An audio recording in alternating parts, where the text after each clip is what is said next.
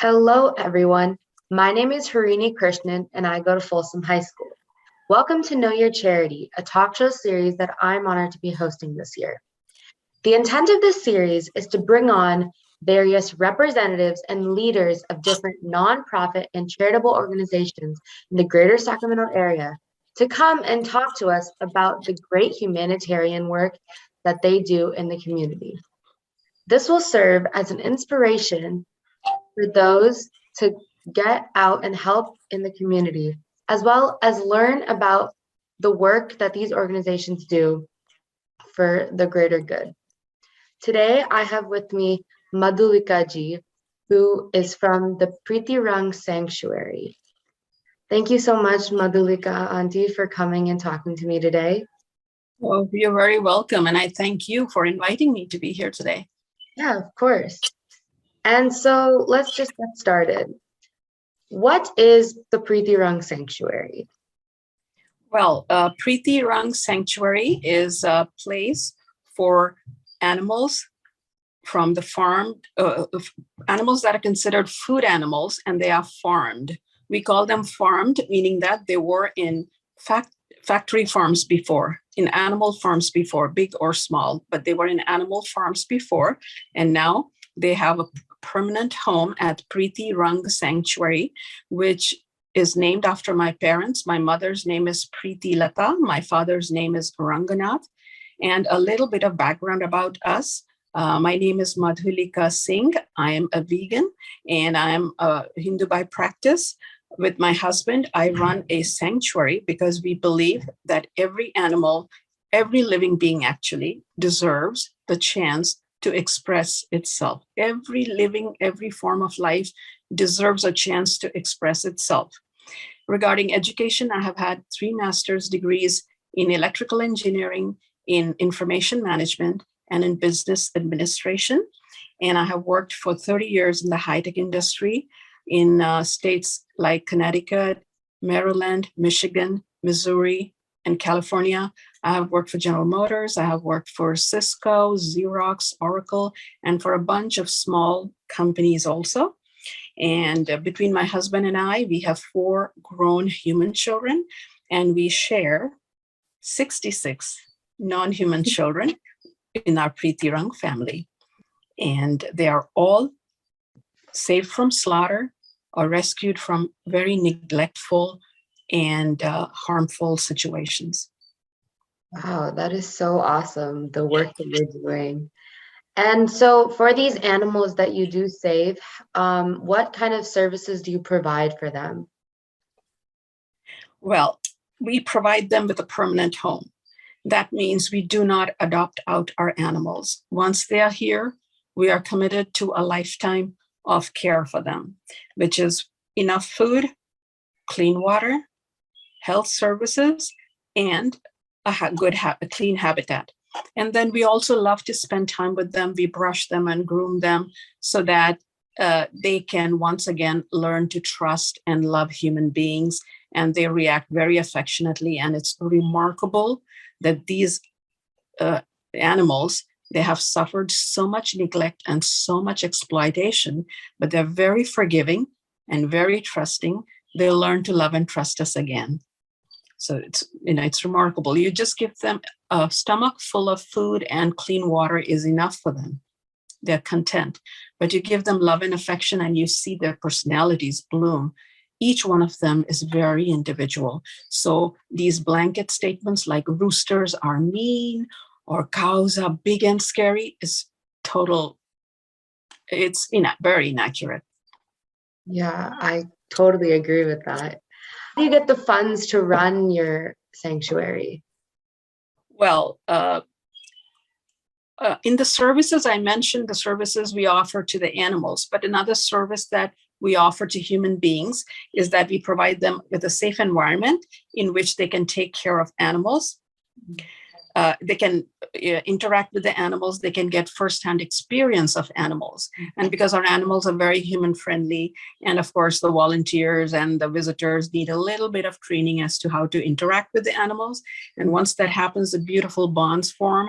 And these visitors end up becoming our public relations department. By word of mouth, they talk about PreetiRang. They talk about what I call VAR, which is veganism and animal rights.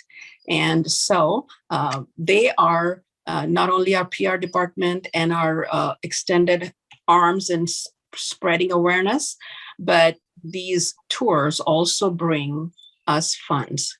If they like our work, they will donate money. We do not charge for our tours. Our tours are free.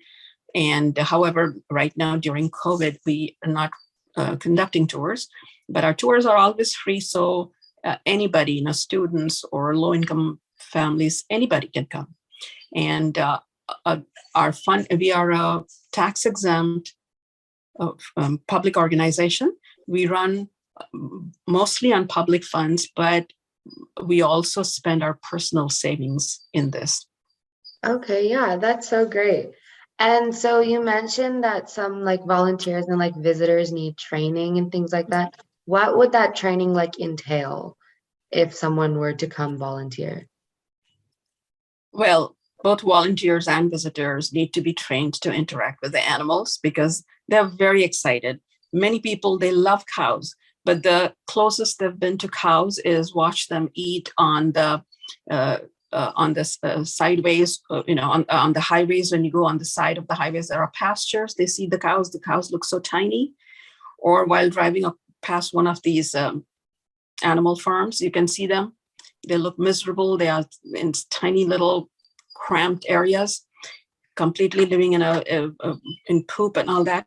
So they have this very different notion about, animals are dirty, animals smell, or animals, cows don't look as huge. And when they come here, the cows come running to them and they start getting scared. But, the cow comes running not to hurt you. And right in front of you, he'll stand and wait. Wait for what? Wait to be brushed, wait to be stroked and pet. So we have to let them know that, how to interact with them. And some chicken want to be picked up, some want to run away from you. So we have to let them know that PreetiRang is their home. And if an animal walks away, if an animal doesn't want attention today, you leave them. You don't pursue them. And if an animal wants attention, you give them attention. Otherwise, they will ask for it. And sometimes they don't realize, like cows don't realize they are 2,000 pounds and that they should be gentle with a 140-pound human being. They will just, they will see you standing and talking and they'll nuzzle you. And, we would never know. They might nuzzle you hard enough that you fall because you have to stand with, you have to have a certain kind of stance when you're around cows. And you have to stand away from their feet. So things like that, they need to know. And, animals are very individualistic. Some animals love human company. Some animals are kind of shy. They want to come up to you. You should not chase them. And then also some animals who are normally very friendly might have a day off and they want to be alone. They are just like us human beings. They have their emotions and we need to meet them under their conditions because this is their home. Yeah, okay. I think it's also really good like life experience, like just in general, if they ever eat an animal, like the training will really help any volunteer or visitor that come. Yeah. Yeah. And do these volunteers or visitors, is there like an age limit for like kids or even adults? Well, for visitors, we don't have any age limits. There are some children who are so kind and gentle to these animals. It's amazing how sometimes a 6-year-old will react very friendly with a cow. And then there are some grown-ups who will want to see a rooster walking or something, and they'll rattle the kennel doors for that. So you never know beforehand how a human being will interact with animals. So we do not restrict any age limit for visitors. However, we need that one parent or guardian should always be in total supervision of a child. And for volunteers, we prefer 18 and above, but we will consider there some children between 14 and 18 also, but we would need their parents to be around to supervise them because safety is a major, major concern around animals. Okay, yeah. And these volunteers, like what can they do for the sanctuary when they do come and volunteer? Like what are some tasks that they would be able to perform? Okay, one very great service, collecting surplus produce, which would end up in the landfills and create more methane gas production, more pollution. You are preventing it from going to the landfill and you're bringing it here so that our animals get to taste treats. Vegetables and fruits are treats for them. We couldn't afford to feed them that. We usually feed them hay, alfalfa, and three-way or oat hay. We feed them different types of hay. And so these treats are a great thing for them. So not just for our sanctuaries, if other people could collect surplus groceries and take them to other sanctuaries, the animals would bless them with their pure little sweet innocent hearts. And of course, you could come and help clean up after the animals. Feeding them is a wonderful job, but cleaning is cleaning takes a lot of time. It's a lot of grimy work. And if you know animals, they're always testing the fences. They're always trying to push their limits. They're always trying to scratch themselves against any tree or any shed or any structure. So we have to constantly keep maintaining them. And the volunteers could be a big help in that area also. For sure, yeah. And I want to go back to the animals. So you say that you rescue these animals from the harmful conditions that they're in. How does that process work in general? Well, there is a group of sanctuaries, a Facebook group, and people approach us either individually.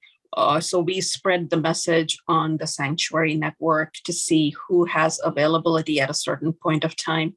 There are some sanctuaries that actually adopt out their animals. So they keep clearing their sanctuaries to make room for more animals.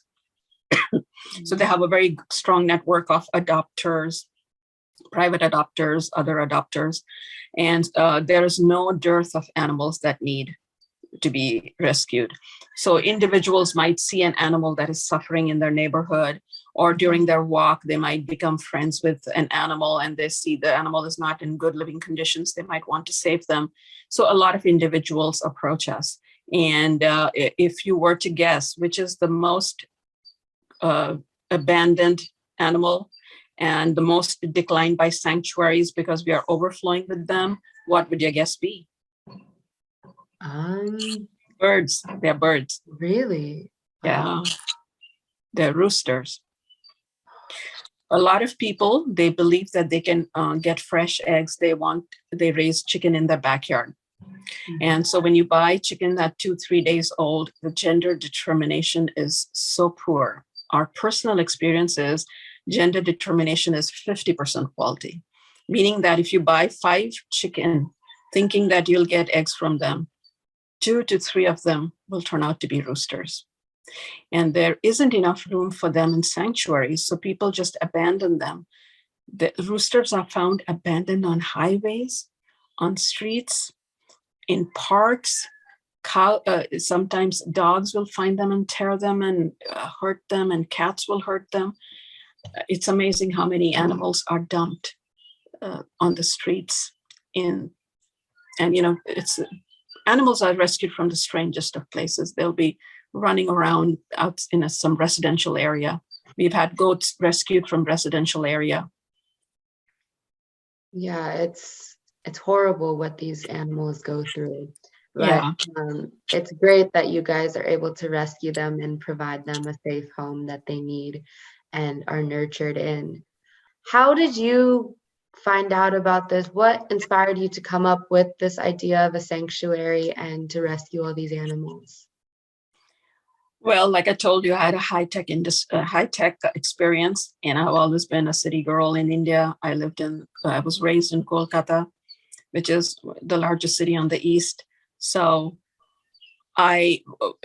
when we were both working, we used to support non-formal education centers in India. And our plan was to do something similar with a lot of emphasis on the girl child, both in India and in America, so that more and more girls join the science fields, the engineering fields. And that was our plan. However, I believe that some plans are made at a level much higher above us. And, we had no plans of starting a sanctuary, but yes, there was, my husband and I watched a documentary of someone who takes care of cats. And the idea popped in my mind that if I could buy a small piece of land anywhere in California, close enough to the South Bay, because our children were still, some were working part-time, studying part-time, they were not fully independent. And we were very fortunate to find this piece of land in Dixon. And once we didn't even know where we'll get our animals from. But once we started, just people started contacting us we wanted to have retire here with maybe 20, 25 cows. We are both Hindu by practice. So we thought we will retire with some cows. And soon people started approaching us for goats and for chicken and for roosters and hens. And so we finally ended up having all these animals plus sheep. We don't have pigs and turkey and all, but we have, between the two of us, we have as many as we can possibly manage. Yeah. And I know some things just fall into your lap, and it's Yes. just a wonderful thing. Yeah, for sure. And for our viewers, do you want to maybe share some information on like where they can find like your address or any other information about like volunteering or anything like that? Well, our website is our name, PreetiRang Sanctuary, all one word, .org. And you'll find our icons, our social media icons are on that. Our email address is there. You can request a tour, not now, but when we reopen, you can request a tour. We have online request form. We have online waivers to sign. So before you come for a tour, and everything you need pretty much is online. Awesome. Yeah. And our phone number is also online, which gets directed to one of us. Okay. Awesome. Thank you so much. I definitely learned so much from this interview, and your organization and everything that you do is just so amazing. And I love everything that you stand for and all the work that you're doing for the community and our animals. And I hope all of our viewers enjoyed and learned a little bit about how to help out in the community. I would love to hear your comments and feedback. You can email me at knowyourcharity5@gmail.com, and I will see you all next time.